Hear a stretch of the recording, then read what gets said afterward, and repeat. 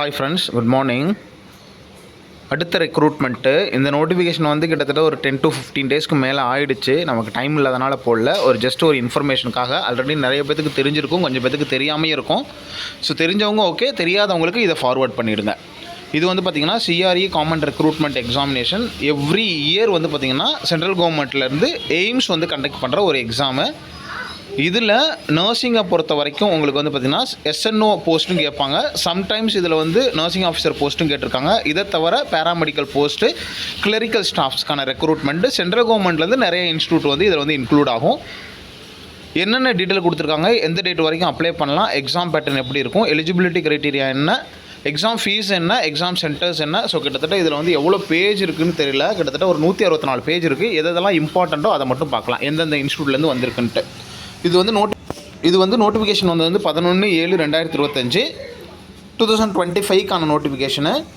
So இதில் எந்தெந்த institute வந்து இன்க்ளூட் ஆகுது அப்படிங்கிறத சொல்கிறேன். அதுக்கு முன்னாடி வந்து பார்த்தீங்கன்னா date of uploading of detail advertisement commencement of online application வந்து 11/7/2025 31/7/2025. ஸோ கிட்டத்தட்ட உங்களுக்கு ஒரு 20 டேஸ் வந்து டைம் பீரியட் கொடுக்குறாங்க. இந்த மாதம் 31ஆம் அப்ளை பண்ணிடணும். Date of status of application form acceptance வந்து 7/8/2025 அன்றைக்கி நீங்கள் வந்து உங்களோட அப்ளிகேஷன் வந்து அக்செப்ட் ஆகிருக்கா அப்படிங்கிறத வந்து நீங்கள் வந்து செக் பண்ணி பார்த்துக்கலாம். எக்ஸாம் வந்து 25 ஆகஸ்ட் 2025 26 ஆகஸ்ட் 2025 டென்டேட்டிவாக இருக்கிறதுக்கு வாய்ப்பு இருக்குது அப்படின்னு சொல்லியிருக்காங்க. தென் மற்ற இன்ஃபர்மேஷன் எல்லாம் ஸ்கில் டெஸ்ட் எப்படி இருக்கும், சர்டிஃபிகேட் வெரிஃபிகேஷனு, ரெக்ரூட்மெண்ட் ப்ராசஸ் எல்லாம் அடுத்தடுத்து உங்களுக்கு வந்து இன்ஃபர்மேஷன் கொடுப்பாங்க.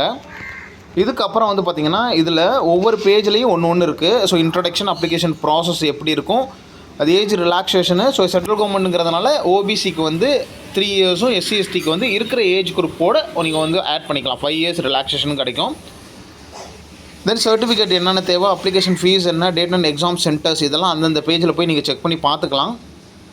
எக்ஸாம் பேட்டர்னு, ஸ்கீமு, சிலபஸ் என்னென்னு, ஸ்கில் டெஸ்ட்டை பற்றி சொல்லியிருப்பாங்க, யாருக்கு இருக்குது அப்படிங்கிறது, எலிஜிபிலிட்டி க்ரைட்டீரியா, மற்ற டீட்டெயிலெலாம் கூட பேஜ் பை பேஜாக கொடுத்துருக்காங்க. செக் பண்ணி பார்த்துக்கோங்க. ஸோ இதுக்கப்புறம் எந்தெந்த ஹாஸ்பிட்டல் வந்து இதில் இன்க்ளூட் ஆகுது, எந்தெந்த இன்ஸ்டியூட் வந்து இன்க்ளூட் ஆகுது அப்படின்னு பார்த்தீங்கன்னா AIIMS Bathinda, AIIMS Bhopal, AIIMS Bilaspur, AIIMS Deoghar, AIIMS Gorakhpur, AIIMS Jammu, AIIMS Jodhpur, AIIMS Mangalagiri, AIIMS Nagpur, AIIMS Patna, AIIMS Raipur, AIIMS Raebareli, AIIMS Rishikesh. இஎஸ்ஐசியும் இதில் இன்க்ளூட் ஆகுது.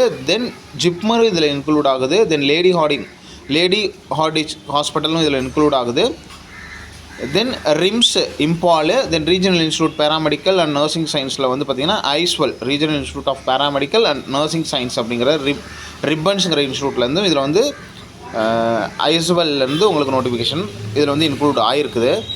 தென் ஆன்லைன் அந்த மற்ற டேர்ம்ஸ் அண்ட் கண்டிஷன்லாம் இதில் வந்து சொல்லியிருப்பாங்க, அதை செக் பண்ணி பார்த்துக்கோங்க.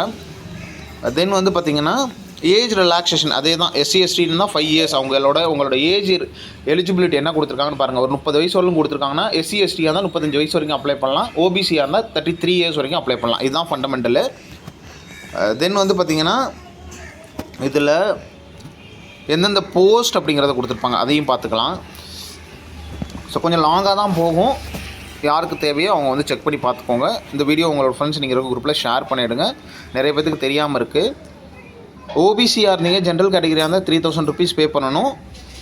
எஸ்சிஎஸ்டியாக இருந்தால் 2400 rupees பே பண்ணணும். பர்சன் வித் டிசபிலிட்டி எக்ஸம்டட், அது ஃபீஸ் வந்து கிடையாது அப்படின்னு சொல்லியிருக்காங்க. Candidate applying more than 1 group have apply separately. So செப்பரேட்டாக நீங்கள் அப்ளை பண்ணணும், செப்பரேட்டாக நீங்கள் வந்து பே பண்ணுறாப்புல இருக்கும்.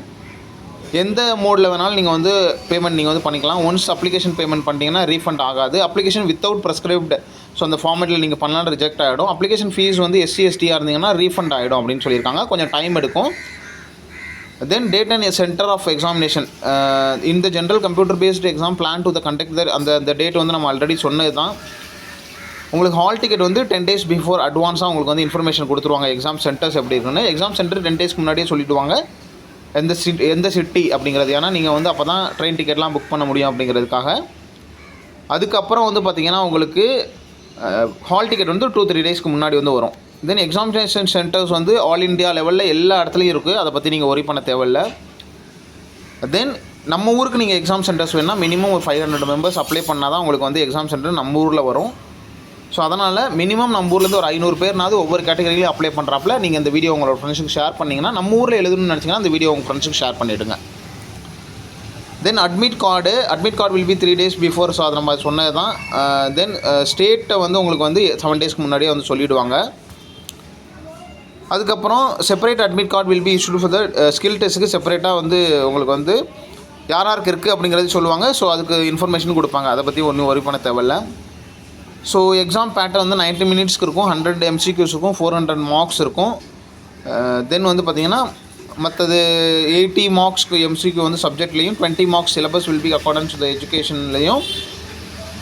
ஸோ அந்த இதெல்லாம் டீட்டெயிலாக 20 MCQ related to the GK and aptitude knowledge கம்ப்யூட்டர்லையும், 80 marks வந்து சப்ஜெக்ட் ரிலேட்டடாகவும் இருக்கும்.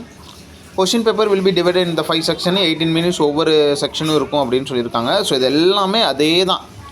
மீடியம் ஆஃப் எக்ஸாமினேஷன் வந்து பார்த்திங்கன்னா for all groups qualified 10th matriculation +2 examination will be held in the English as well as Hindi. Question paper will B bilingual அப்படின்னு சொல்லியிருக்காங்க. இங்கிலீஷ்லேயும் ஹிந்திலேயும் இருக்குது. நீங்கள் எதை வேணாலும் சூஸ் பண்ணிக்கலாம். குவாலிஃபிகேஷன் அதர் க்ரைட்டீரியா வந்து உங்களுக்கு வந்து கொடுத்துருக்காங்க. Common recruitment each question carry the 4 marks இருக்கும், 1/4 நெகட்டிவ் மார்க்ஸ் இருக்குது. குவாலிஃபையிங் மார்க்ஸ் வந்து 40% வந்து பார்த்திங்கன்னா யூஆருக்கும், 35 marks வந்து 10% வந்து ஓபிசிக்கும், 30 வந்து SC/STக்கும் வந்து குவாலிஃபை மார்க்ஸ் வச்சுருக்காங்க. இதில் ஹையஸ்ட் மார்க் வந்து யார் எடுத்திருக்காங்களோ அவங்க தான் செலக்ட் ஆக முடியும். அதையும் ஞாபகத்தில் வச்சுக்கோங்க. PWD respect of the category qualifying marks will be 30% வந்து PWDக்கு வந்து கொடுத்துருக்காங்க. Resolution of the tie marks வந்து அதெல்லாம் நமக்கு தேவையில்லை. ஸோ அது வந்து நீங்கள் வந்து மெரிட்டில் வரதுக்கே ட்ரை பண்ணுங்கள், நம்ம டையெல்லாம் எடுக்க வேணாம். ஸோ ஸ்கில் டெஸ்ட்டை பற்றி சொல்லியிருக்காங்க. ஸோ இதை பற்றி நம்ம அடுத்தது சொல்லலாம். எங்கெங்கேருந்து எவ்வளோ வேகன்சி அப்படிங்கிறத வந்து பார்ப்போம், என்னென்ன போஸ்ட்டுங்கிறத வந்து பார்ப்போம், எலிஜிபிலிட்டியை வந்து பார்ப்போம். அதுக்கப்புறம் வேறு ஏதாவது டவுட் இருந்ததுன்னா நம்மளோட கமெண்ட்டில் சொல்லுங்கள். பர்டிகுலராக அந்த பேஜை எடுத்து நான் உங்களை வந்து போடுறேன், இல்லைனா லாங்காக போயிட்டுருக்கோம். அதுக்காக தான். அசிஸ்டன்ட் டயட்டிஷியன் பட்டிண்டாலேருந்து வந்திருக்கு. பே லெவல் 6, MSc நர்சிங் முடிச்சணும், 2 years எக்ஸ்பீரியன்ஸ் வந்து இருக்கணும். இது வந்து மேண்டேட்ரியாக எசென்ஷியலாக. அதே மாதிரி தான் அசிஸ்டன்ட் டயட்டிஷியனுக்கு எல்லாம் அதே எலிஜிபிலிட்டி க்ரைட்டீரியா தான். ஸோ ஒவ்வொரு சில இடத்துல லெவல் 8ல் கொடுத்துருக்காங்க. BSc nursing full time regular MSc course முடிச்சிருக்கணும். இது இல்லாமல் 2 years எக்ஸ்பீரியன்ஸ் இருக்கணும் அப்படின்னு சொல்லியிருக்காங்க. ஸோ அதை வந்து நீங்கள் வந்து பார்த்துக்கோங்க. தென் வந்து பார்த்திங்கன்னா உங்களுக்கு ஏஜ் வந்து 21லேருந்து 35 வயசுக்குள்ளே கொடுத்துருக்கணும். +3 years +5 years வந்து ஆட் பண்ணிக்கலாம். டயட்டிஷியன் லெவல் 7ல் வந்து கொடுத்துருக்காங்க. லெவல் 7ல் ஸோ MSc நர்சிங் முடிச்சு 3 years எக்ஸ்பீரியன்ஸ் இந்த ப்ரிஃபரபிளி 200 பெட்டர் ஹாஸ்பிட்டல் அப்படின்னு கொடுத்துருக்காங்க. ஸோ MSc ஹோம் சயின்ஸு அந்த மாதிரி ஏதாவது முடிச்சிருக்கணும்னு சொல்லியிருக்காங்க அவங்க கோர்ஸில். தென் அட்மினிஸ்ட்ரேட்டிவ் அசிஸ்டன்ட் அட்மினிஸ்ட்ரேட்டிவ் ஆஃபீஸர் அந்த மாதிரி போஸ்ட் வந்து வந்திருக்கு. இது கிளரிக்கல் ஸ்டாஃபு, இது நமக்கு தேவையில்லை. பேராமெடிக்கல் நர்சிங்கை மட்டும் பார்ப்போம். தென் வந்து பார்த்திங்கன்னா UDC இதெல்லாம் வந்திருக்குது. ஸோ இதுக்கு அடுத்து வந்து பார்த்திங்கன்னா உங்களுக்கு ஸோ ESICலேருந்து கிளரிக்கல் ஸ்டாஃப்ஸ் கேட்டிருக்காங்க. ஸோ இதே மாதிரி ஒவ்வொரு இன்ஸ்டியூட்லேருந்து ஒவ்வொரு போஸ்ட்டு கேட்டிருக்காங்க. எலிஜிபிலிட்டி க்ரைட்டீரியாவை செக் பண்ணி பார்த்துக்கோங்க. இதில் ஏதாவது டவுட் இருந்ததுன்னா நம்மளோட கமெண்ட்டில் சொல்லுங்கள். ஜஸ்ட் ஒரு இன்ஃபர்மேஷனுக்காக தான். ஸோ வேறு என்ன கொடுத்துருக்காங்க, அசிஸ்டன்ட் இன்ஜினியரு. ஸோ வேறு நர்சிங் மட்டும் இருக்குன்னு பார்ப்போமா. இதுக்கு அடுத்து வந்து பார்த்திங்கன்னா ஸோ இதெல்லாம் கிளரிக்கலு இன்ஜினியர்ஸு. அதுக்கு இதில் பாருங்கள் ஆடியாலஜிஸ்ட் போஸ்ட் வந்திருக்கு. எலிஜிபிலிட்டி க்ரைட்டீரியாவை செக் பண்ணி பார்த்துக்கோங்க. ஆடியோமீட்டர் டெக்னீஷியன் வந்திருக்கு. ஸோ இதுக்கு அடுத்து வந்து பார்த்திங்கன்னா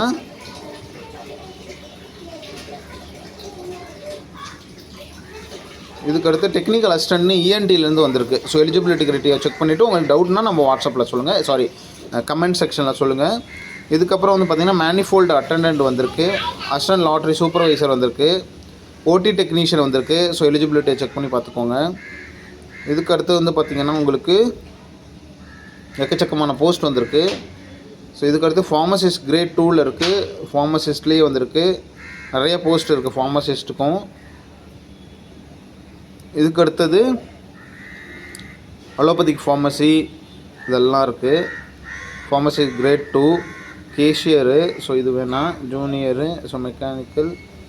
தென் CSST டெக்னீஷியன் இருக்குது. டிசெக்ஷன் ஹால் அட்டெண்டன்ட் இருக்குது. தென் வந்து பார்த்திங்கன்னா மார்ச்சுரி அட்டெண்டன்ட் இருக்குது. மல்டிடாஸ்கிங் ஸ்டாஃப் இருக்குது.